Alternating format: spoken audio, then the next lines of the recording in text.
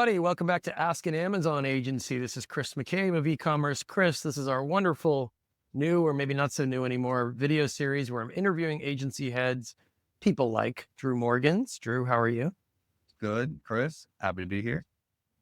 Good to talk to you in the new year. I think I spoke to you at the end of last year, and I think a lot has changed, or things that were rumored to be changing have now happened or are about to happen, be it something like tariffs, which we can get into in a second. But I just see a universe where brands have so many challenges. They've always had multiple challenges.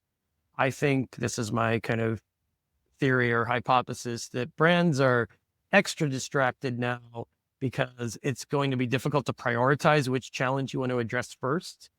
Things like fees will always be there. Your ad spend will probably always be inching up or leaping up. But what are you telling people who are kind of, first of all, the people who are in like panic mode, who are stretched way too thin and who don't even know where to start in terms of competing this year, in terms of maintaining sales rank? That's kind of number one. And then the second part of the question is, how are you coping with the constant fire hose barrage of information? And then somebody throws something like tariffs into it. Do you like stop what you're doing and assess and say, hey, this is something we need to focus on first, forget the other stuff I just talked to you about? Or do you kind of keep the rhythm going with where you're already talking with these people, with your clients?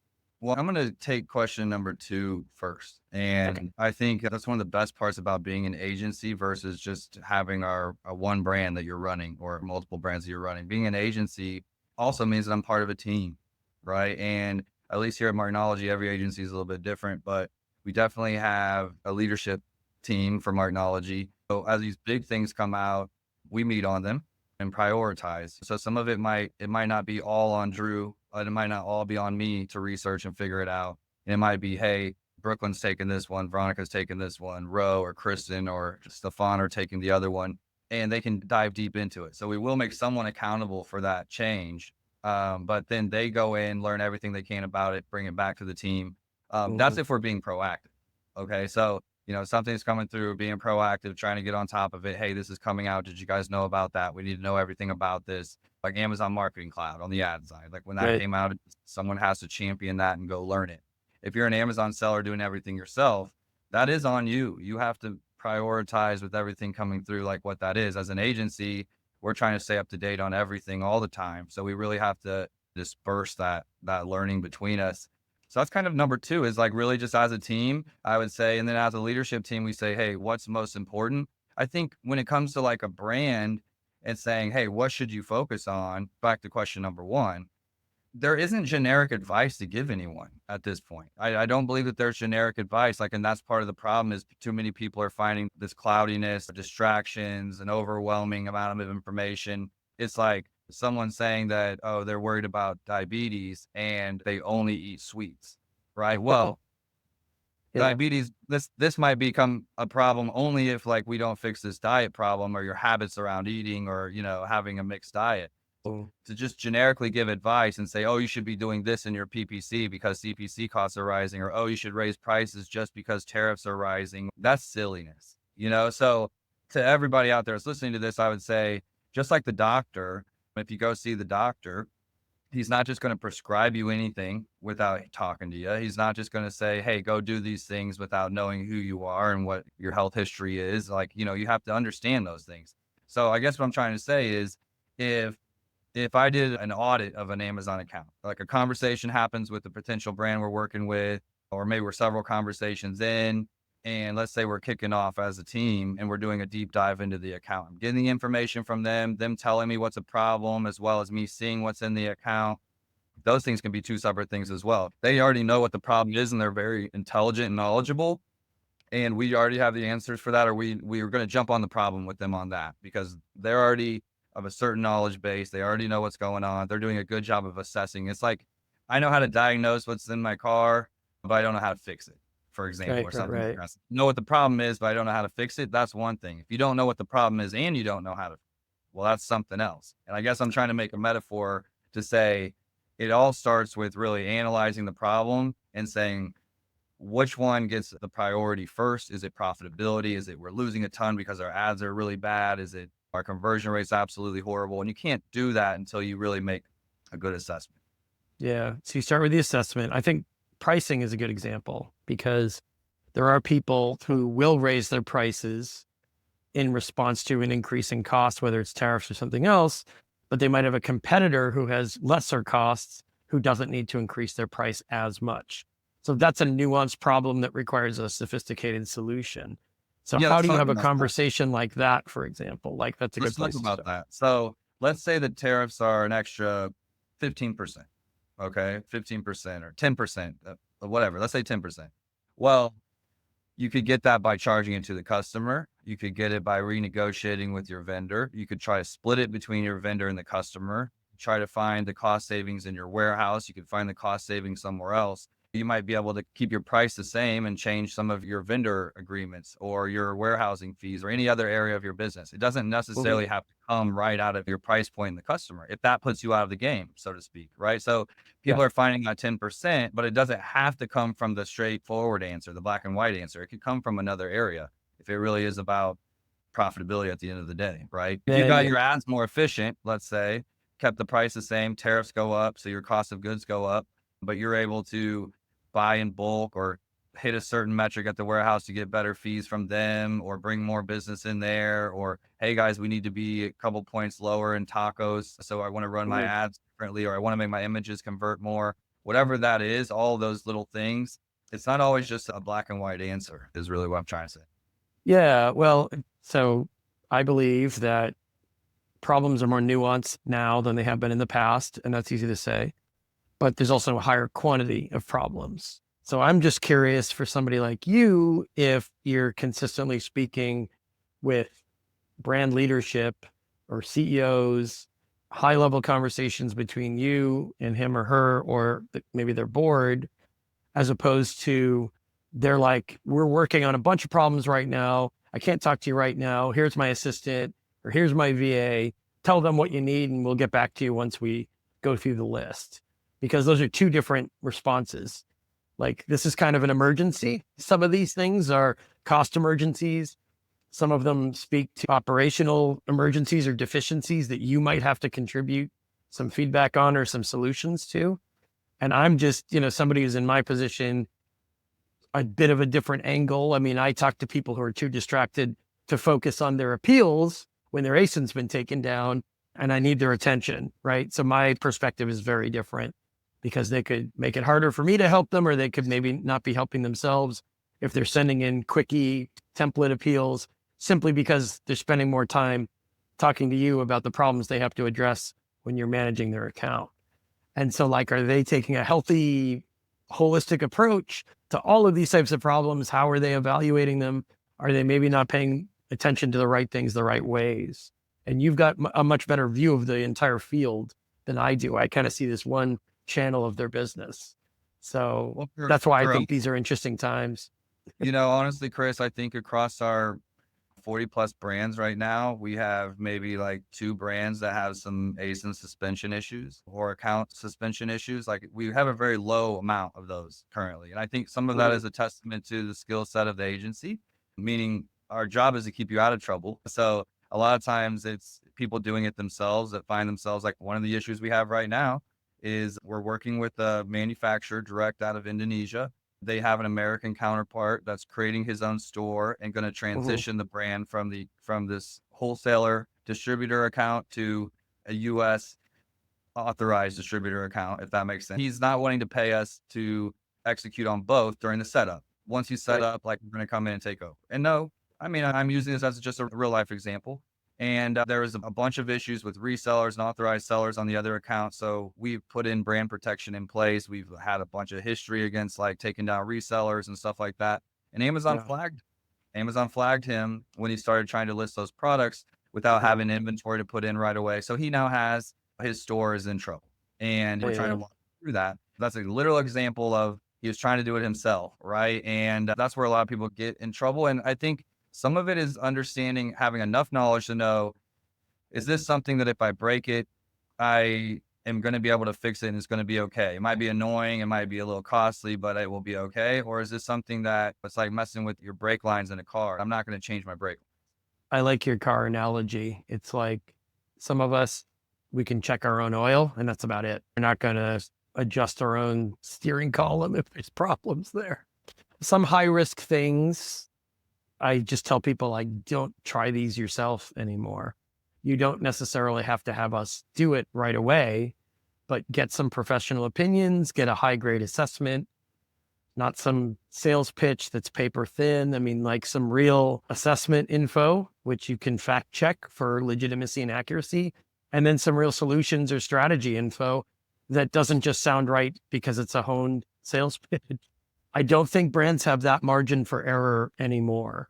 Not that they had so much margin for error last year, but this year I've definitely turned the page on the idea that you take a crack or two at some of these problems yourself, because if they're high risk issues, best example you just gave, brand protection, reporting sellers to Amazon and not doing test buys and reporting some of them for counterfeiting your products without evidence. That's like the top mistake we see people making, sending in IP complaints, intellectual property complaints that don't belong, because Amazon retaliates against you now if you do that wrong, you know? You're right when you said everything is just getting more nuanced. Sure. Like the Yeah. problems are more nuanced, right? But also Yep. like you have to just be a better operator. And I think a lot of the changes that have happened in the last year plus, besides the economy and the Mhm. tariffs and like, just the American consumer spending a lot less because we're all tight. Like that's one thing, if Oh, you go that, to the yeah. store, you can't even buy a meal for two without spending 50, 100 bucks, 50 bucks. Yeah. groceries, right? That's one thing that I really noticed how much goods have gone up in the US if I go to the grocery store, because that used to be Mhm. the cheapest way to have a meal. And it's still very expensive now, in my opinion. That's affecting everyone. That's affecting customers. So the customers you do have, you have to be better. Like everything Oh, has to for be sure. better. I think it's harder. If sales are great, it covers all, right? And if sales are Yep. not great, you have to be really good. And I think that inventory supply chain piece with all the differences in inventory placement fees and the extra cost there, and they're shipping, they're mixing up your shipments, and now they're wanting you to do AWD to cut down on some of those fees, and there's just a lot there now. Even like FedEx, USPS, UPS, those rates have gone up. Yeah. It's just more. The So cost there's pressures are on all sides. in that We're, area specifically, I feel like you yeah. have to be a lot better. And people used to get away with Yeah. just, I'm going to do what's easy for me, send them all into one place and we'll make up the margin somewhere Right. else. Right. Those days are over. You have to be sharp in that area. Yeah. It's not The an area I think inventory. did, but Yeah. Inventory management, assessing your inventory and not just assuming, hey, we're going to send a bunch of product in FBA. We're going to sell through it quickly. No matter how good our images are, no matter what our A plus content or our ads are like, we're going to assume we're going to sell through it this quickly every time. And we're not going to incur additional storage fees. yeah, So, stock outs, supply chain, lead uh, times, your yeah, warehousing fees from storing stuff to not even at Amazon. Maybe you're storing stuff at a 3PL. Like, like we run a warehouse in 3PL. Um, People have goods yeah, they can't sell. So we have to liquidate. That means, it definitely means that they plan that poorly, right? If you get to that part, and we all do it. But these are the things now that used to just be kind of a speed bump that now with slimmer margins, slimmer profitability, things like that, it can cripple you. So yeah. it's just requiring excellence. I feel like it's requiring excellence in a lot more areas, which a part of me loves because I'm a competitor. I like to think that I step up to the level of competition in a lot of ways. So I'm loving that, but it's making it harder for everyone. And there is a lot of noise. There's an absolute lot of noise. I'm a brand builder too, as well as an Mhm. agency owner. I'm building my own brands. The TikTok stuff was a lot of noise. I predicted it. If You mean the anyone closure of like TikTok shop going away, that part, or it's what's going to happen, right? it leaving the app store, features coming back and them not being exactly the same, people pushing pause on those things, some people doubling down on those things. Yeah. That was noise. Yeah. That was noise. That's one of my answers to rising CPC costs is you can get some great traffic on Amazon for lower CPCs than you can on Amazon, or on Walmart or different things like that. Well, then they created some TikTok drama for us, right? So, yeah, I think it really is. You become, look. I can't control people's ADHD. I can't control what's happening in every area of their business, right? I can't control their inability to focus. I can't control people's communication skills or their communication abilities or their want to communicate, but assuming that they're coming to us for help and willing to listen, working with us because they trust us and they want to listen. I think our role, our responsibility is to be a coach as well as an agency, be a coach and Yep. be a project manager that says, based on our 15 plus years of experience and us doing this all day, doing this all day, every day in our specific areas, this is what you need to focus on and trusting us. And if they're not trusting us, why are they paying us? Yeah. I mean, I'm wondering too if sometimes you propose a solution and you've got your reasoning for it, but it involves a cost and people just turn you off at that point or tune you out and say like, oh, there's additional cost involved here, forget it. And they don't hear the rest of the argument. Has that been happening too? Or 100%. And yeah, if they're, you're like, we have a conversion problem and we need to spend on content. I think that's the one thing that a lot of people don't like to spend on, but maybe arguably the most important. It's like, if you're beautiful enough, you're going to get talked to. But if your product looks mhm, good enough, it's going to get action, so to speak, yep, and so it's a very important thing that affects CPC, it affects in-stock rate, sell-through rate, everything. Your ability to convert is such a big thing, and it comes down to images. But when everything else is not going right, it seems to get the least amount of focus, the least attention, and the least that people want to spend on. Um, so it's gotten harder and harder too, but we've had to become internal salespeople to our own clients and partners in regards to just selling them on the ideas that they need to buy into. Meaning, it's not just, hey, you need to do this and it comes with an additional cost. We're now needing to right. sell them on the opportunity cost, sell them on potential results, sell them on the investment. It's like continual selling all the time now, is part of the game, which is part of the Yeah. game. But there's not an easy answer for that. When I think about our clients in the last decade of doing this, I just think of all these faces and personalities pop up, and there isn't necessarily one recurring theme or personality, right? You're dealing with so many different types of people and so many different types of businesses, and people have, on top of all the other distractions in the e-com, people have personal life stuff coming up, deaths in the family or births in the family or any number of things that The uh, cycle, getting their yeah, never attention is goes away. nearly impossible, right? Yeah. Yeah. Well, and that's a good note to, we can kind of shift over to you're going to the Prosper show, which by the time we post this will be upcoming pretty soon. I will be there in our e-commerce Chris booth, but what are the kinds of conversations you anticipate having with groups of people or individually with brands in terms of the year ahead? Are you just, are people going to ask you standard Prime Day questions, or do you think everything's going to be kind of different this year because of all these factors and everyone, juggling? They've got all those balls in the air and you're going to Yeah. help them with that problem. But like I said, I think this year's just, I actually think all of us are going to have a different year this year, not just some brands, not just some services or consultants, not just some agencies. I think it's going to be different because of Amazon moving pieces around the chessboard, because of the US government moving some things around, and just because of costs and financial pressures being what they are. I think everyone's life and work is going to be impacted to some significant degree. So, I couldn't agree more. I'm maybe on the positive side, and I feel like I had a very tough 2024. So for me, 2025 is going to be a lot of changes, but stuff that I feel like, this concern that you're mentioning is something I've been concerned with for 18 months or so. And, really hoping that the last 18 months for me as an agency owner are going to pay off in 2025 is really what I'm awesome. hoping. The tariffs are their own thing. There's so many things outside of our control, right? Yeah. But I've really been treating it like we're in fight or flight mode as far as Hmm. business and changes and really treating it with that level of urgency. I'm definitely not sitting back on a beach. I'm dialed That's in. good.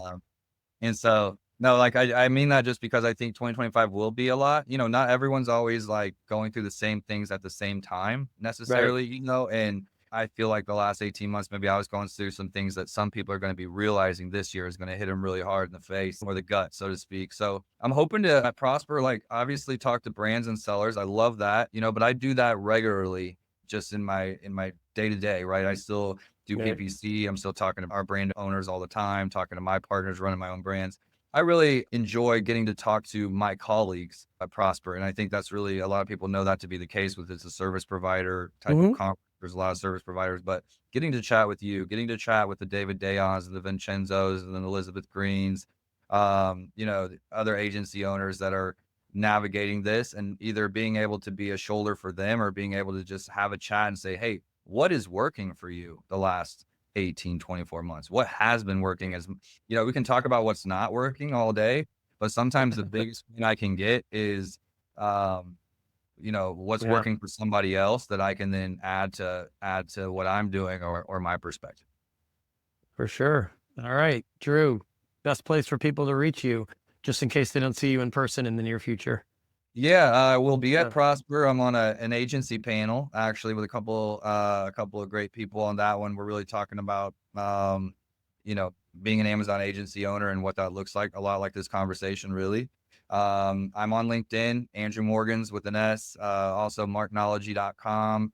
I'm on Instagram personally. Any of those locations, I'd be happy to chat. And I'm actually getting my my YouTube launching a podcast. Not quite like Startup Hustle for anyone listening. I was on Startup Hustle for 3 years. We had a really Mhm. large podcast that ended up selling. So this is my relaunch of my own. So if I anyone just remember wants to that. follow I up, I'll was be on YouTube. That was where Yeah, I met you, I believe, was Startup Hustle, was it not? it was. So I'm excited Yep. to have something of my own that's coming back to life, and then it'll be an opportunity for me to have more conversations than I'm having with colleagues and other agency owners and things like that, which is really what I enjoy on the podcast. So if anyone wants to find me on YouTube, Marknology, um, look forward to meeting anybody. All right. Drew Morgans of Marknology, thanks so much for Thank joining you, man. us. And if you have questions for Drew, you know how to reach him. You have questions for me, Chris at ecommercechris.com. Shoot me an email, let me know, and we'll either see you soon or we'll record again with you soon. Take care.